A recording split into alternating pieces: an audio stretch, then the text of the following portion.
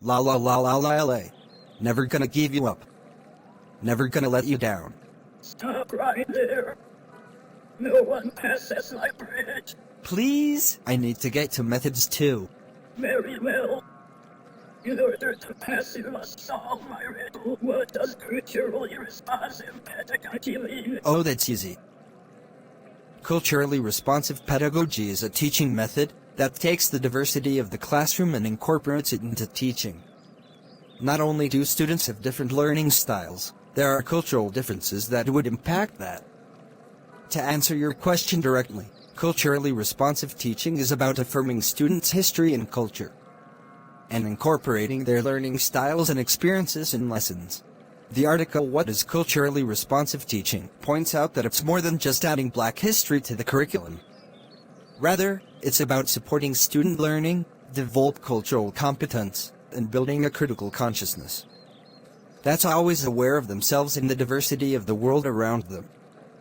To quote the article, design a safe and welcoming classroom environment. Students respond cognitively and emotionally to classroom aesthetics.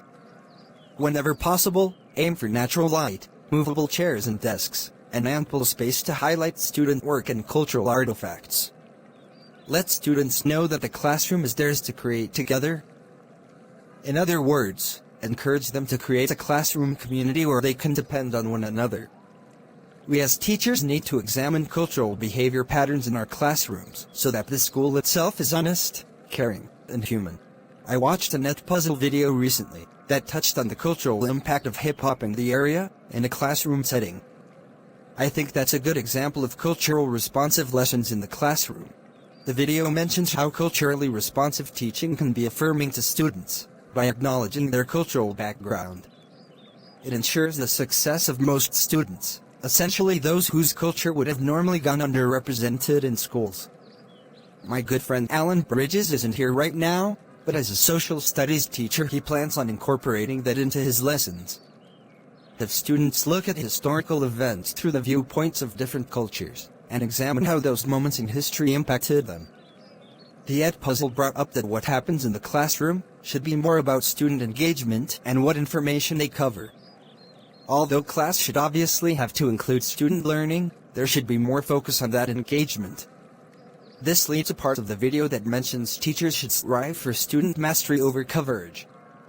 The biggest risk of coverage instead of mastery is high rates of failure. The teacher in the video mentions that teachers should be doing everything in their power to ensure that students don't fail.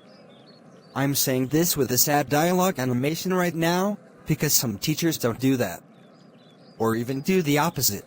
Speaking of my good friend Alan Bridges, he's had teachers in school that were there to help him. For example, there were particular teachers who would allow students to retake tests if they had to. A lot of middle school teachers gave students multiple opportunities for extra credit. They made sure that students had every chance to succeed.